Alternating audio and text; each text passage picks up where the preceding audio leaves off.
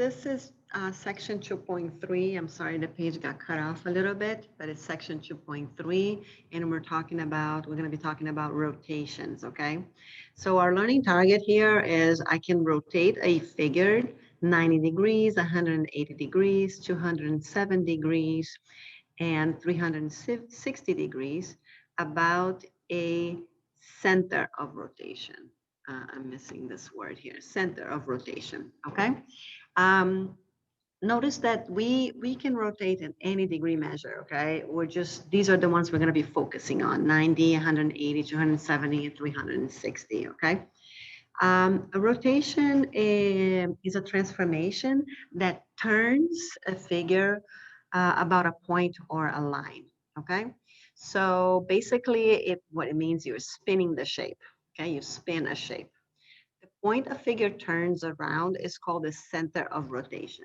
So let's look to the right here. I have two triangles, one triangle here with the center of rotation on the triangle itself.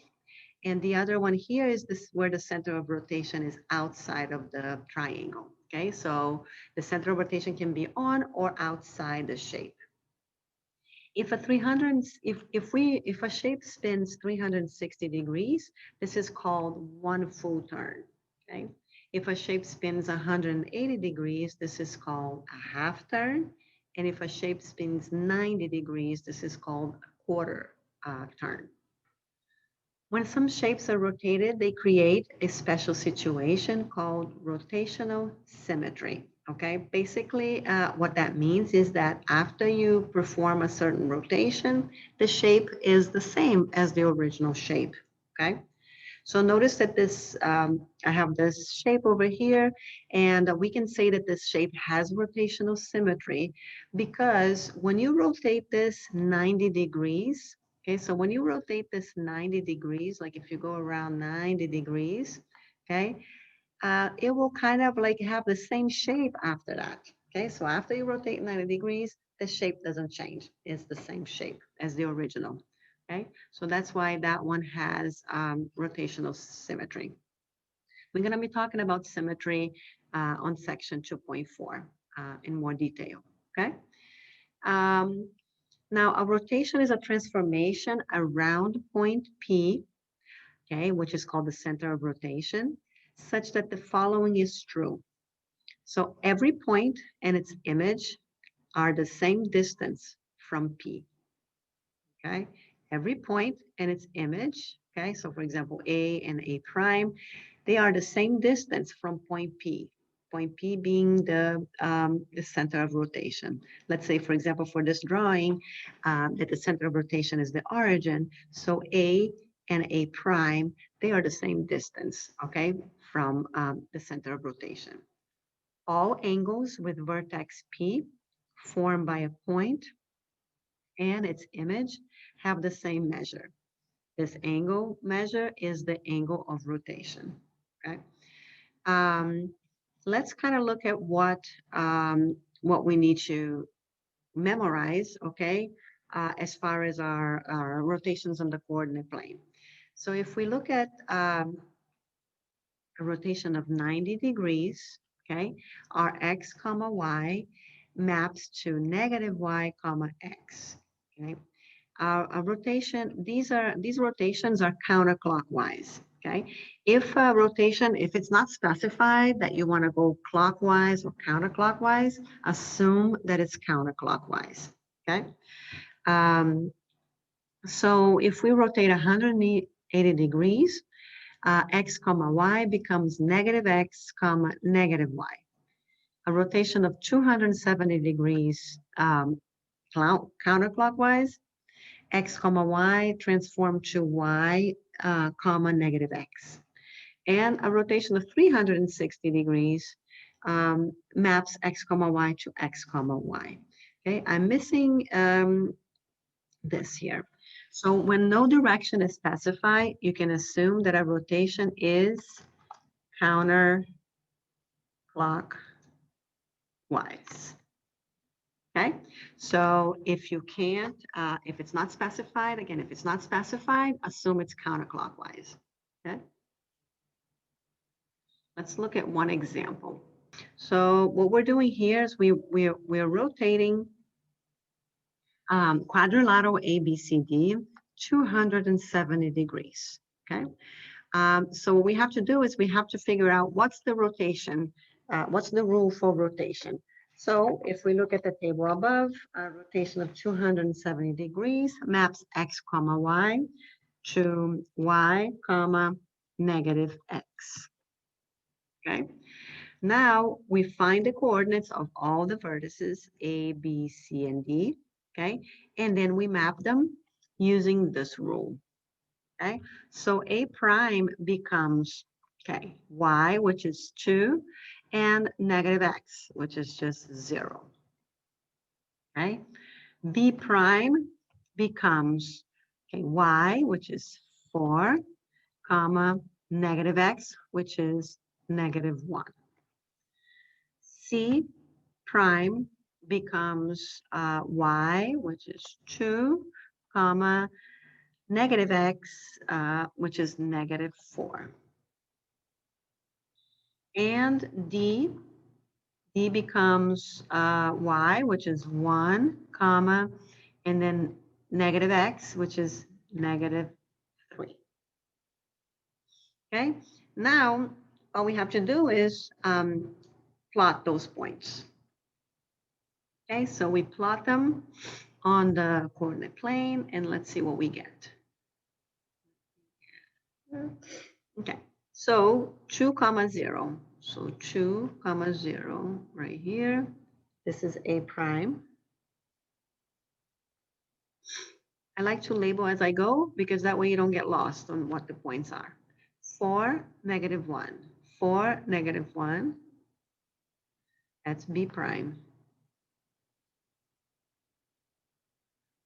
C prime is 2, negative 4. 2, 1, 2, 3, 4. That's C prime. And then D prime is 1, comma, negative 3. 1, 1, 2, 3. That's D prime. Right. Now we connect the lines, connect the dots using a ruler, please, okay? I can't use a ruler right now on the laptop, but this is very crooked, but this is what the shape would be rotated to. So if you think about it, we're rotating this 270 degrees, which means it has to go around into, okay, this quadrant, right? This is quadrant 1, quadrant 2, quadrant 3, quadrant 4. So when you rotate something from quadrant 1, 270 degrees, it has to fall on quadrant 4, okay? I want to also write it out here so you have it. So you plot the points, okay? After you get the points, you plot them, and then you just connect the points, okay? And that's going to be your image plotted, rotated, okay, 270 degrees. Let's take a look at next example. Again, you're going to do your turn on your own, okay? And we're going to look at the next example.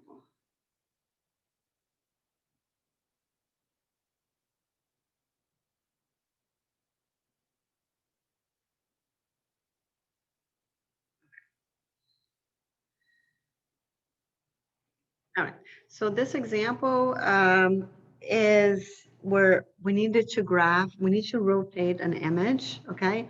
When the center of rotation is not the origin, okay? The center of rotation is not the origin. So if we rotate triangle ABC 90 degrees around the point 2, comma 1, okay? These are the steps you have to follow. Okay, you subtract the point of rotation off each vertex point of the shape. Then you rotate as you would around the origin. Then you add the point of rotation back to each vertex point of the shape. Okay, so kind of remember the SAG, subtract, apply rule, add point of rotation, and a graph if necessary.